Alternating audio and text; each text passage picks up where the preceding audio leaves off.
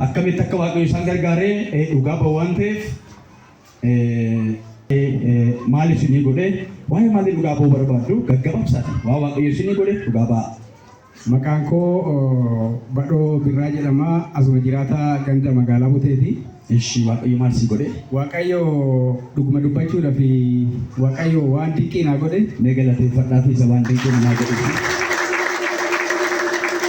Waaqayyo dhugaa dubbachuudhaaf waan dinqii naa godhe. Waaqayyo ani na dhukkubee ture. Ishii naannoo waggaa afurii xiqqeessee narra tureera dhibeen kooti. Qara laphee kana gara mircinaatti gara harka mirgaatti jala kana na dhukkuba ture. Hospitaala sanaan duras deebi'aa tan ture. Kun garaacha jedha, kun immoo kaleedha jedha bira gahuu hin dandeenye. Achi booda bara 2016 guyyaa 14 hospitaala deemuun qaba jedheetan asuma buufata fayyaa magaalaa Botee dhaqee. Achi rifarii na barreessanii hin dandeenye jedhanii rifarii na barreessanii. Hospitaala kan biraatti na barreessanii hospitaala Mojoon deeme. Mojoo deemeetuun laallamee hadhooftuu kee keessatti cirrachatu jira naan jedhame. Hadhooftuu keessatti cirrachatu jira naan jedhame. Achi booda maal godhuun qabaa jennaan oporsiyoonii ta'uu dandeessa. Ammaaf kophaa deemaa jirta waan ta'eef nama qabadhu kootu waan jedhamu na gaggeessanii. Sanaan booda ani nan galee gallaan haati mana kootii tanaan duraayyuu waaqayyo fudhattee jirti. Gooftaa qabdi. Dura hospitaala dura deemuu hin deemnaa kootu nuuf kadhatanii jettee as waliin dhufne. Ati immoo nama ni ture? Amaneen ture gidduudhaan addaanan kuti.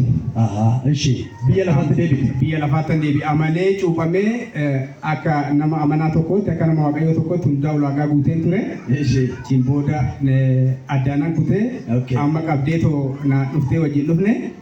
Asitti naaf kadhatamee wayita na kadhatamuu namni waaqayyoo raajii balaayi harka isaaniitiin natti bu'anii.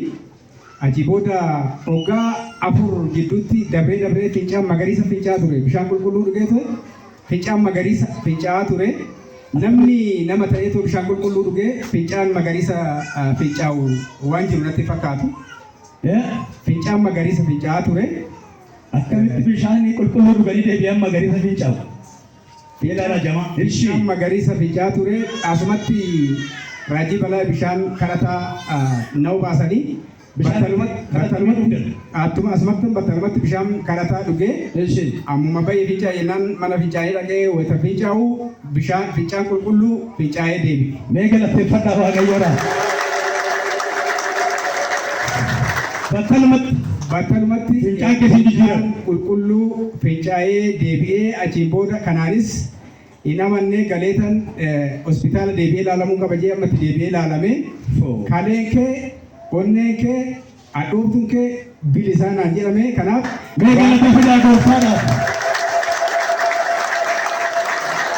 waaqayyoon isa akkanatti na fayyise, isa akkanatti nama gargaaru lafa jirtanii ol ka'aatii waaqayyoon na galateeffadhaa isin jedhe. Galateeffadhaa waaqayyoodhaan hin yaadu. Illee guddaadhaan amma illee chaakufanii dhagaafaa kalata guddaa.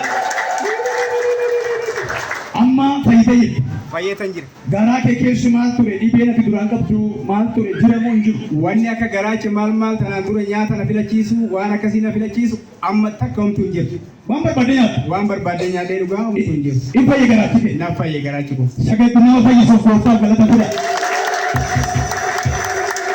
Bakka fayyatanii itti fufee dhuga baatiin keessanii. Taabotee tiraa naa barraa'e. Kanaa jechuudha. Kilinika irraa sii barraa'e?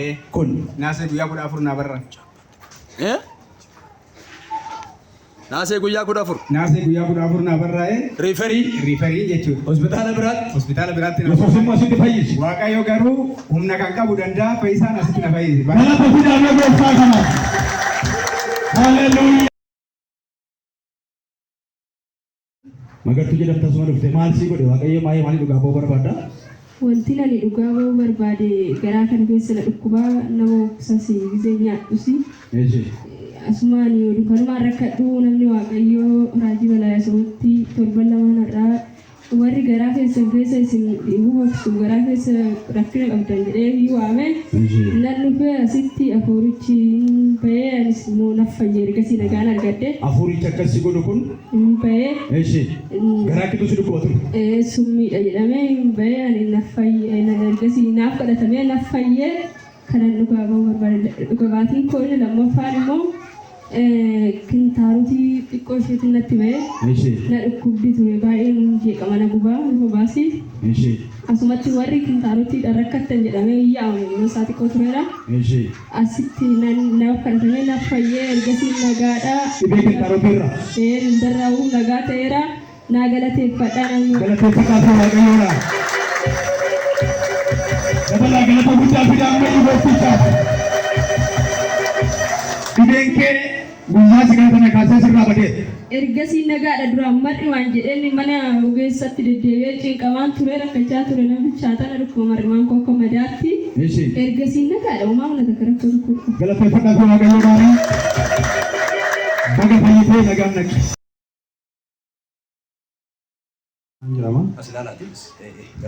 Maqaa kee Biraanuu Naggasaa. Waaqayyo maal si godhe waa'ee maalii dhugaa ba'uu barbaadda gaggabaabsi.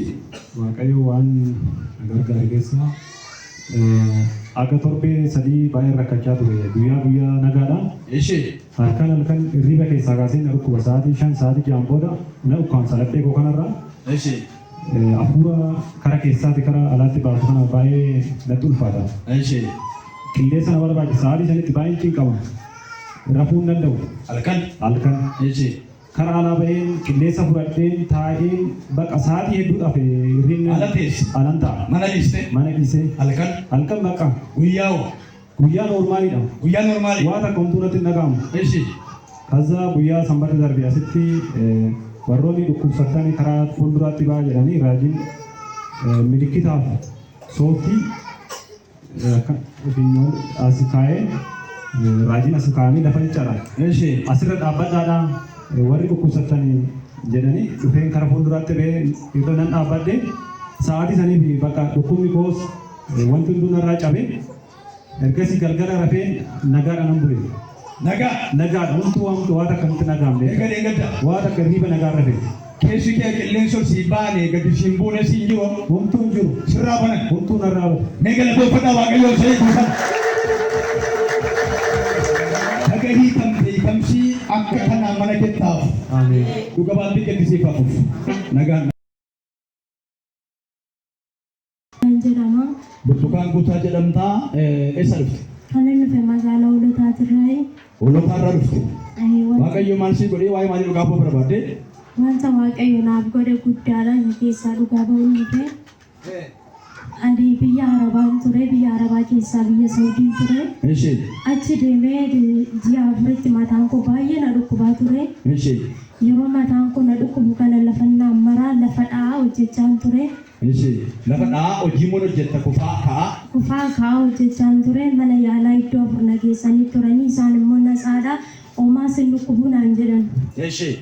Baay'ee mataan koo na dhukkubnaan sababa dhukkuba kanaatiin lafa kana dhufee gara Itoophiyaa nan deebi'ee iddoo kana adaadan koo na fiddee asitti namni waaqayyoo raajii balaa naaf kadhatanii afurri hamaan narraa hadda bahee ati nama hadda nageen turre naan jedhanii afura maraatummaa sirraa cabeera asitti afurri du'aa sirraa cabeera si'a jinduutu hin maraattu naan jedhanii kanaafiyyoo akka waaqayyoo naa galateeffattanii guyyaa sanaa kaasee guyyaa sigatamee kaasee maaltu ture? Nagaan ture fayyaa kooti. Duraan manuma yaalaa biyya alaa sanattuu yeroo si geessan dhibeen mataa si dhukkubsu sun mul'ataa ture moo mul'ataan turre mana yaalaatti? Mul'ataan turre atina saadhummaa dhukkuba qabdu naan jedhan. Garuu mataatti dhukkubaa si kuffiisaa kufaa ka'aa hojjetaa ture. Baay'ee na dhukkubaa naannoo. Dhibee kanarraa kan ka'e gara biyya Itoophiyaatti deebite? Gara kanan deebi'e. Amma erga lafa kana dhuftee si galatame akkam? Nagaa kooti fayyaa akka waaqayyoo naa galateeffattanii barbaada. Galateeffadhaa iyyaa waaqayyoo ta'e.